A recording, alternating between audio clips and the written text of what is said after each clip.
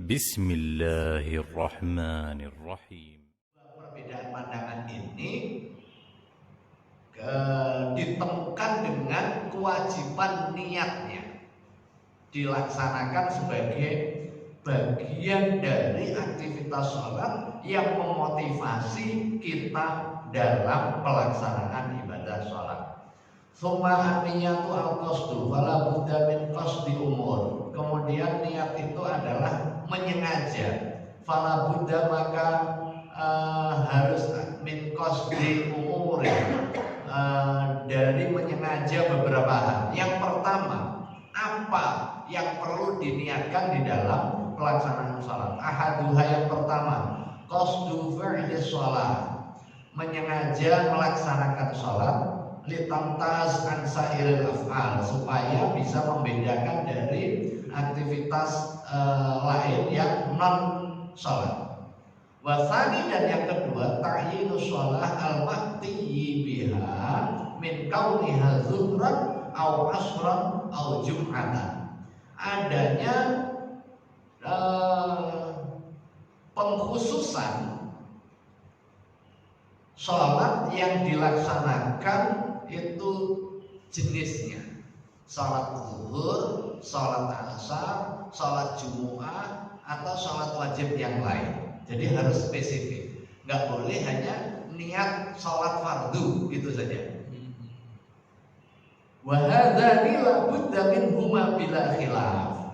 Ini harus ada tanpa ada perbedaan ulama. Jadi sholat yang kita lakukan harus definitif, ada muayyan. Sholat zuhur atau sholat asar. Falau nawa fardal waqti badala zuhri awil asri lam tasihha. Kalau hanya meniatkan saya sholat fard di waktu ini, jadi nggak disebutkan apa. Karena apa? Karena dimungkinkan sholat fardu zuhur di waktu asar dengan jamaknya, atau qadha. Nah, kan itu. Nah, begitu disebutkan di waktu ini, kalau dilaksanakan di waktu asar, ini enggak definitif dia melaksanakan sholat zuhur. Li'annal fa'itah tusyarikuha fi kauniha faridatal waqti. Nah, ini niat yang kedua. Yang ketiga, ayat piyal faridah alal ashab indal akfarin. Nah, menurut jumhur, menurut mayoritas fuqaha, niatnya juga disertai niat wajib, niat sholat wajib. Sawa'un kana nawi balighan aw subiyan. Ar-rabi', yang keempat, hal la yushtaratu tamyizul ada minal qadha. Apakah perlu disebutkan di dalam niat kita dalam pelaksanaan sholat itu niat ada atau qadha? Makanya kalau di dalam talafuz biniyah itu disebutkan secara rinci sempurna. Usolli fardhu subhi raka'ataini ada lillahi ta'ala, atau fardhu lillahi ada lillahi ta'ala. Usolli fardhu subhi, sholat saya niat sholat wajib subuh 2 rakaat adaan. Nah, itu menegaskan bahwa sholat kita adalah sholat ada. Ada bedanya qadha, lawannya qadha. Ada dilaksanakan di waktunya, qadha dilaksanakan di waktu yang lain setelah keluar dari waktunya. Apakah disyaratkan adanya penyebutan niatnya itu atau memunculkan niat di dalam pelaksanaan sholat kita disertai dengan ada atau qadha? Para ulama berbeda pandangan. La yushtaratu, ini menurut Imam Ar-Rafi'i, as-sahhu ma fi Ar-Rafi'i, di dalam pandangan Imam Ar-Rafi'i, la yushtaratu, tidak disyaratkan.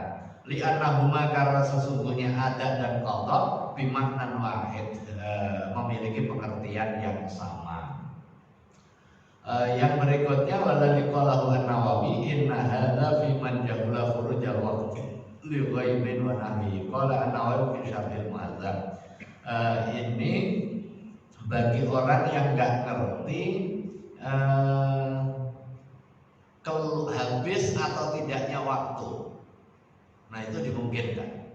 Jadi misalnya gini, kita sholat asar, ini sudah sore banget, ini sudah tenggelam apa belum, atau kayak subuh gini, ini sudah terbit apa belum, cuacanya lagi mendung, nggak kelihatan ini, kita sholat subuh. Nah, begitu pelaksanaan sholat subuh ternyata waktunya sudah habis. Kalau dia niat ada boleh apa enggak? Nah, kalau di sini mengikuti Imam Rafi'i nggak apa-apa. Jadi tidak menjadi salah satu syarat di dalam pelaksanaan niat harus menyebutkan ada atau qadha. Tetapi yang paling penting dia harus niat dan menyebutkan secara spesifik jenis sholatnya. Apakah sholat fardu, wajib, zuhur, atau asar, atau jumu'ah dan yang sejenisnya. Yang berikutnya wa'lam annahu yushtaratu an tuqarina niyah li takbiratil ihram, yakni zikran. Wa ma ma'nal muqaranah, wa'lam dan ketahuilah annahu bahwa sesungguhnya yushtaratu dipersyaratkan an tuqaran an-niyah li takbiratul ihram. Mengikuti atau menyertai, membersamai niat itu dengan takbiratul ihram pada saat kita awal melaksanakan sholat fardu dengan aktivitas lisan. Aktivitas sholat itu meliputi aktivitas hati, aktivitas lisan, dan aktivitas perbuatan. Jadi akmalul qalbi wa akmalul lisani wa akmalul jawarihi. Aktivitas hati yaitu dengan niat, aktivitas lisan ada takbiratul ihram, ada baca Fatihah, ada baca tahiyat. Itu adalah aktivitas lisan yang terkait dengan rukunnya, terkait dengan hayat dan juga af'al, ya bacaan-bacaan yang sunnah seperti doa iftitah Allahu Akbar, kemudian kabira walhamdulillahi katsira, itu adalah sunnah, merupakan aktivitas lisan. Kemudian perpindahan antara satu gerakan ke gerakan yang lain, Allahu Akbar, sami Allahu liman hamidah. Begitu kita rukuk subhana rabbiyal azimi wa bihamdih, itu adalah aktivitas lisan. Tapi yang wajib dalam konteks sholat ini adalah gerakannya. Jadi kalau kita pas rukuk, rukunnya adalah bergerak rukuk, itu adalah akmalul jawari, aktivitas fisik kita. Sementara aktivitas lisan kita itu adalah sunnah. Jadi rukunnya adalah gerak rukuknya dengan membungkuk, disertai dengan tumaknina. Jadi nggak hanya rukuk, tetapi rukuk ma'at tumaknina, rukuk dengan tumaknina. Nah makanya kemudian salah satu indikatornya ya bacaan tadi, tumaknina. Begitu Allahu Akbar, kita selesai subhana rabbiyal azimi wa bihamdihi sekali, itu tumaknina. Artinya tumaknina itu posisi dengan tenang dalam posisinya. Kalau dia belum dalam posisi sempurna baru begini terus balik, ya ini belum tumaknina, berarti masih ada pergerakan, belum ada berhenti. Ini mirip dengan perbedaan antara jalan dengan lari. Nah kalau jalan itu ada jeda antara kaki kanan kaki kiri kan, aturannya kan begitu ya. Nah, makanya kalau jalan cepat itu agak melayang itu didis, karena itu bukan jalan, itu lari. Kalau lari itu ada apa posisi melayang. Tapi kalau jalan nggak ada posisi melayang. Pokoknya kalau kaki kanan di atas, kaki kiri harus di bawah. Kaki kanan di bawah, kaki kiri harus di atas. Nah, itu posisinya, gitu kan. Nah, tumanina juga begitu. Jadi nggak boleh ada pergerakan terus-menerus. Harus ada kalanya dia diam. Nah, diam itulah yang namanya tumanina.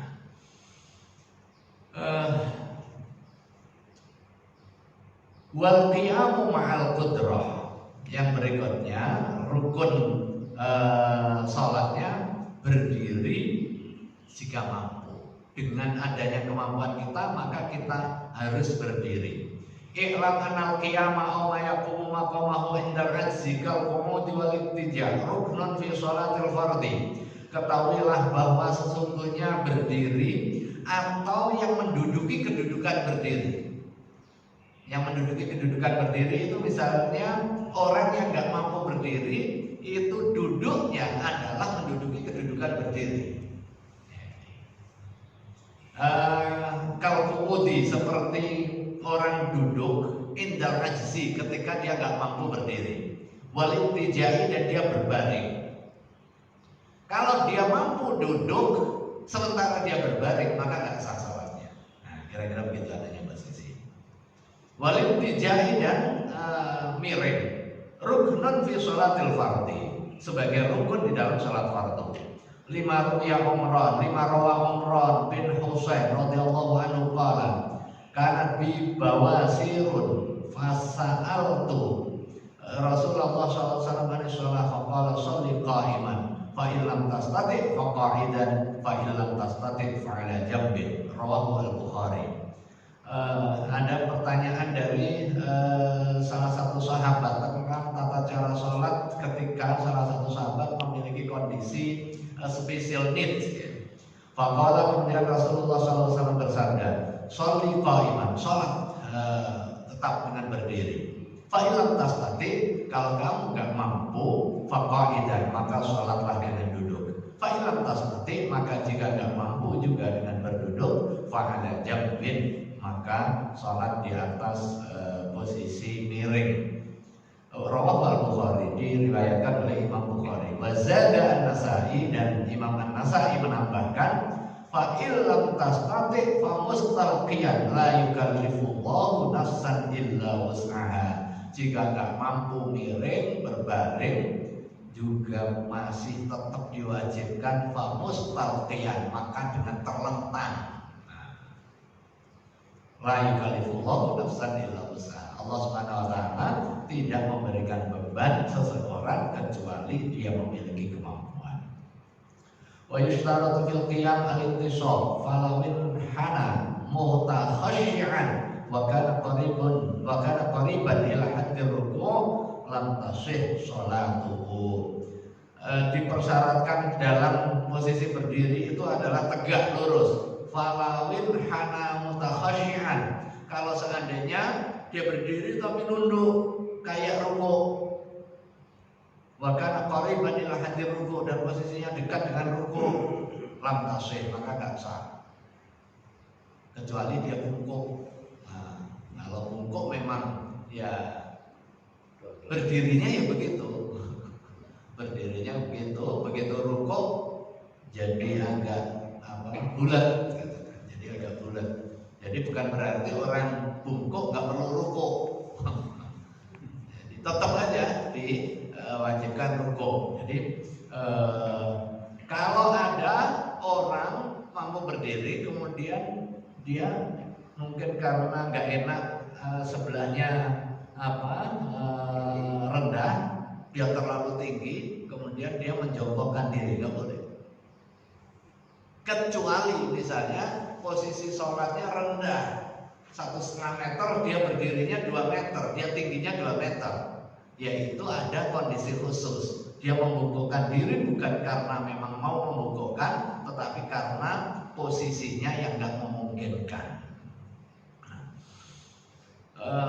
Walau lam yaqdir al qiyami illa bimu'inin thumma la yata'adza bil qiyam lazimahu an yasta'in biman yuqimuhu. Walau lam yaqdir, dan seandainya dia nggak mampu al qiyami atas dia berdiri illa bimu'inin, kecuali dengan penolong, bisa dengan orang ditegakkan atau dengan tongkat, ya, dengan tongkat. Tsumma la yata'adza bil qiyami, kemudian dia nggak merasa sakit sama sekali dengan berdiri menggunakan alat bantu. Lazimahu ayyasta'in biman yuqimuhu, maka dia tetap wajib untuk berdiri sekalipun dengan alat bantu itu. Kalau yang biasanya pakai tekan, kemudian kalau nggak pakai tekan nggak bisa berdiri misalnya, dan begitu pakai tekan ya nggak apa-apa, ya dia tetap berdiri pakai tekan. Mungkin bedanya nanti begitu mau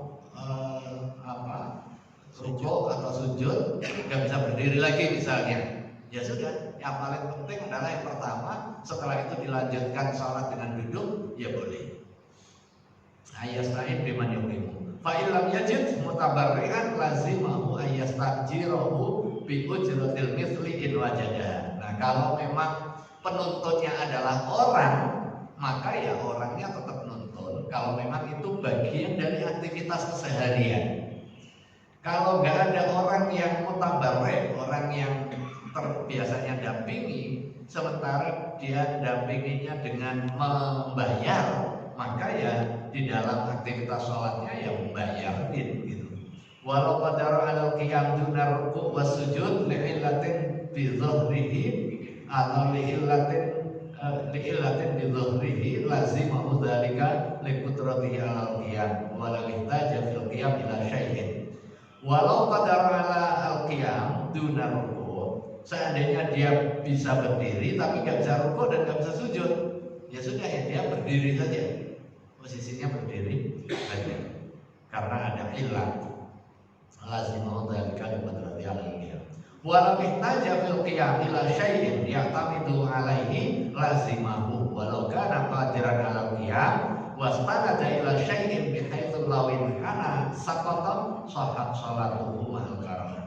Seandainya dia mampu berdirinya dengan bersandar kepada sesuatu, wastanada ila syai'in, maka dia tetap dibolehkan. Misalnya ini nggak kuat, kalau nggak sandar nggak kuat, dia sandar cari posisi di tiang misalnya, berdiri tapi dengan bersandar, itu boleh.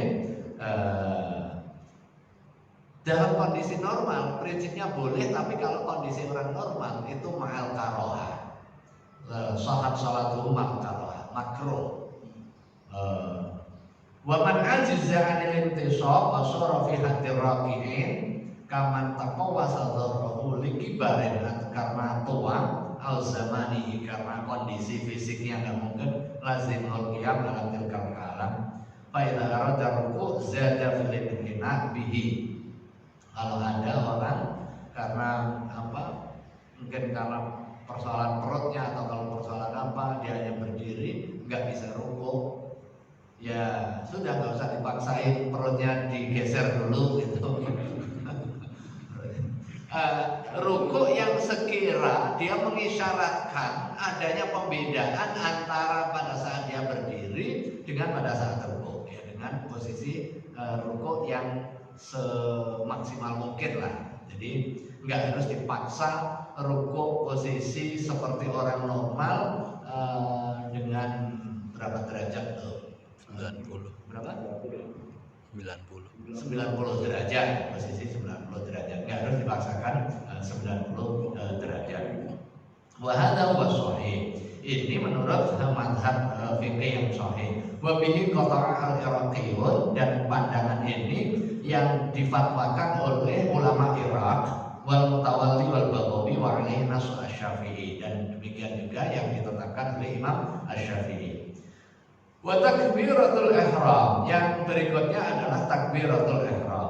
At-takbirah ruknun min arkanis shalah. Takbiratul ihram itu merupakan salah satu di antara rukun salat. Biqaulihi alaihi salatu wassalam, karena didasarkan pada sabda Rasulullah SAW, miftahus sholati al-wudu wa tahrimuha at-takbir wa tahliluha at-taslim. Rawahu Abu Dawud. Miftahus sholat, kuncinya sholat adalah ada wudunya. Ibarat kendaraan, kuncinya adalah wudu. Jadi udah pastikan di tune up dan begitu kunci siap starter. Nah itu adalah wudunya. Wa tahrimuha, dan mulainya tahrim, mulai kemudian diharamkan dalam aktivitas di luar sholat, dia masuk itu pada saat kita takbiratul ihram.